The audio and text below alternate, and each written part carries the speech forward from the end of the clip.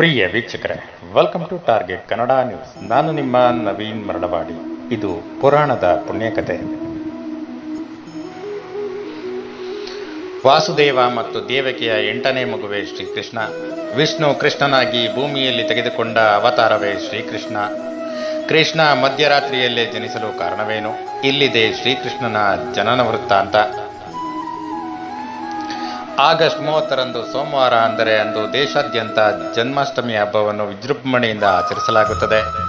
ಭಗವಾನ್ ವಿಷ್ಣುವಿನ 8ನೇ ಅವತಾರವಾದ ಶ್ರೀಕೃಷ್ಣನು ದ್ವಾಪರ ಯುಗದಲ್ಲಿ ಬುಧವಾರ ರೋಹಿಣಿ ನಕ್ಷತ್ರದಲ್ಲಿ ಶ್ರಾವಣ ಮಾಸದ ಕೃಷ್ಣ ಪಕ್ಷದ ಅಷ್ಟಮಿ ದಿನಾಂಕದಂದು ಜನಿಸಿದನು.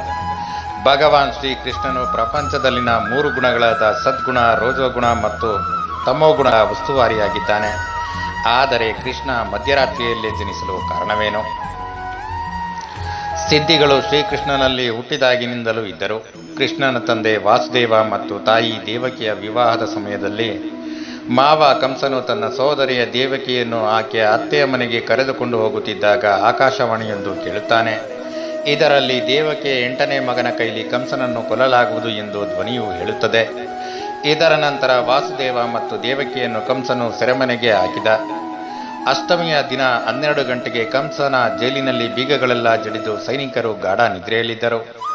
ದಟ್ಟ ಮೋಡಗಳು ಆಕಾಶವನ್ನು ಆವರಿಸಿತ್ತು ಮತ್ತು ಜೋರಾಗಿ ಮಳೆ ಆರಂಭವಾಗಿತ್ತು. ಇದರ ನಂತರ ಕೃಷ್ಣನು ಜನಿಸಿದನು. ಆ ದಿನ ಕೃಷ್ಣ ಜನಿಸಿದ ನಕ್ಷತ್ರ ಮತ್ತು ಸಮಯ ಎಲ್ಲವೂ ಶುಭವಾಗಿತ್ತು.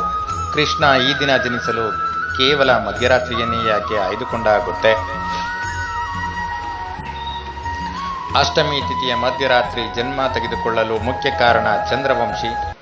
ಶ್ರೀರಾಮನು ಸೂರ್ಯವಂಶಿ, ಏಕೆಂದರೆ ಅವನು ಬೆಳಗ್ಗೆ ಜನಿಸಿದನು ಮತ್ತು ಕೃಷ್ಣನು ಚಂದ್ರವಂಶಿಯಾಗಿದ್ದರಿಂದ ಅವನು ರಾತ್ರಿಯಲ್ಲಿ ಜನಿಸಿದನು. ಶ್ರೀಕೃಷ್ಣ ಚಂದ್ರವಂಶಿ ಮತ್ತು ಚಂದ್ರದೇವ ಅವನ ಪೂರ್ವಜ.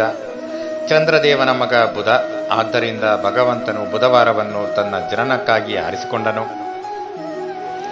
ಅದೇ ಸಮಯದಲ್ಲಿ ರೋಹಿಣಿ ಚಂದ್ರನ ಹೆಂಡತಿ ಮತ್ತು ನಕ್ಷತ್ರ ಪುಂಜ. ಅದಕ್ಕಾಗಿಯೇ ದೇವರು ರೋಹಿಣಿ ನಕ್ಷತ್ರದಲ್ಲಿ ಜನಿಸಿದನು. ಮತ್ತೊಂದೆಡೆ ಅಷ್ಟಮಿ ದಿನಾಂಕವನ್ನು ಶಕ್ತಿಯ ಸಂಕೇತವೆಂದು ಪರಿಗಣಿಸಲಾಗುತ್ತದೆ ಮತ್ತು ವಿಷ್ಣುವು ಈ ಶಕ್ತಿಯಿಂದ ಇಡೀ ವಿಶ್ವವನ್ನು ನಿರ್ವಹಿಸುತ್ತಾನೆ. ಆದ್ದರಿಂದ ಶ್ರೀಕೃಷ್ಣನು ಬುಧವಾರ ರೋಹಿಣಿ ನಕ್ಷತ್ರದಲ್ಲಿ ಅಷ್ಟಮಿ ತಿಥಿಯೆಂದು ಜನಿಸಿದನು. ಆ ಸಮಯದಲ್ಲಿ ಅವನ ಪೂರ್ವಜರೆಲ್ಲ ಅವನಿಗೆ ಆಶೀರ್ವಾದವನ್ನು ಮಾಡಿದರು. ಪುರಾಣದ ಪ್ರಕಾರ ಚಂದ್ರದೇವನು ವಿಷ್ಣು ತಮ್ಮ ಕುಲದಲ್ಲಿ ಜನಿಸಬೇಕು ಎಂದು ಬಯಸಿದನು. ಭಗವಾನ್ ರಾಮನು ಸೂರ್ಯನ ಕುಟುಂಬದಲ್ಲಿ ಜನಿಸಿದ ಕಾರಣ ಚಂದ್ರದೇವನು, ಓ ದೇವರೇ, ನನ್ನ ಕುಟುಂಬದಲ್ಲಿ ಕೃಷ್ಣನ ಅವತಾರದಲ್ಲಿ ಜನಿಸಿ, ಇದರಿಂದ ನಾನು ಕೂಡ ಸಂತೋಷವನ್ನು ಪಡೆಯುತ್ತೇನೆ ಮತ್ತು ನೇರ ದೃಷ್ಟಿ ಹೊಂದಬಹುದು ಎಂದು ಹೇಳುತ್ತಾನೆ. ಯಾವಾಗ ಶ್ರೀಕೃಷ್ಣನು ರಾತ್ರಿಯಲ್ಲಿ ಕಾಣಿಸಿಕೊಂಡನೋ ಆಗ ಇಡೀ ಬ್ರಹ್ಮಾಂಡದ ವಾತಾವರಣವು ಸಕಾರಾತ್ಮಕವಾಗಿತ್ತು.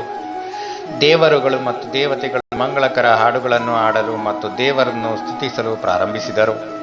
ಪ್ರಕೃತಿ, ಪ್ರಾಣಿಗಳು, ಪಕ್ಷಿಗಳು, ಋಷಿಗಳು, ಸಂತರು, ನಪುಂಸಕರು ಇತ್ಯಾದಿ ಎಲ್ಲರೂ ನೃತ್ಯ ಮತ್ತು ಹಾಡಲು ಪ್ರಾರಂಭಿಸಿದರು ಮತ್ತು ದೇವರ ಜನನದ ಬಗ್ಗೆ ಸಂತೋಷಪಟ್ಟರು. ಭೂಮಿಯಿಂದ ಇಂದ್ರಲೋಕಕ್ಕೆ ದೇವರ ಆಗಮನದ ಸಂತೋಷದಾಯಕ ವಾತಾವರಣವಿತ್ತು ಎಂದು ಹೇಳಲಾಗಿದೆ. ಶ್ರೀಕೃಷ್ಣನು ಭೂಮಿಯ ಮೇಲೆ ಜನ್ಮ ನೀಡಿದಾಗ ದೇವರುಗಳು ಸ್ವರ್ಗದಿಂದ ಹೂಗಳನ್ನು ಸುರಿಸಿದರು.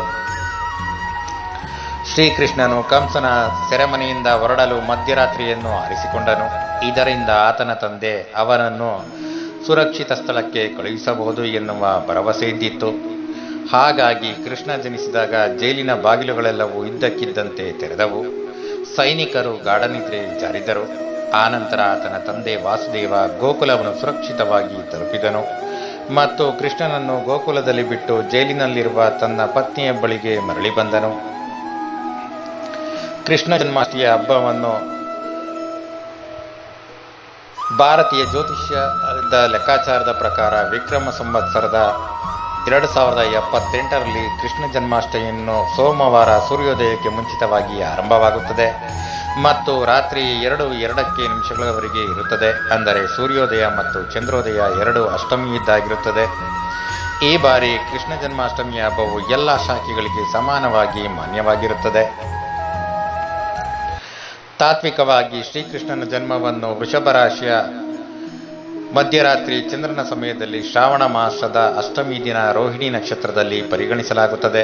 ಇಂತಹ ಅಪರೂಪದ ಯೋಗಗಳನ್ನು ಶ್ರೀಮದ್ ಬ್ರಹ್ಮವೈವರ್ತ್ಯ ಪುರಾಣ, ಭವಿಷ್ಯ ಪುರಾಣ ಮುಂತಾದ ಗ್ರಂಥಗಳಲ್ಲಿ ಮುಕ್ತವಾಗಿ ಪ್ರಶಂಸಿಸಲಾಗಿದೆ. ಶ್ರೀಕೃಷ್ಣನ ಜನನದ ಸಮಯದಲ್ಲಿ 6 ಯೋಗಗಳು ಅತ್ಯಂತ ವಿರಳವೆಂದು ಪರಿಗಣಿಸಲಾಗುತ್ತದೆ. ಆ ಎಲ್ಲ ಯೋಗಗಳು ಈ ಬಾರಿ ಕೃಷ್ಣ ಜನ್ಮಾಷ್ಟಮಿಯ ದಿನ ಲಭ್ಯವಿರುತ್ತದೆ. ಅಂತಹ ಎಲ್ಲ ಯೋಗಗಳು 18 ವರ್ಷಗಳ ನಂತರ ರೂಪುಗೊಂಡಿವೆ.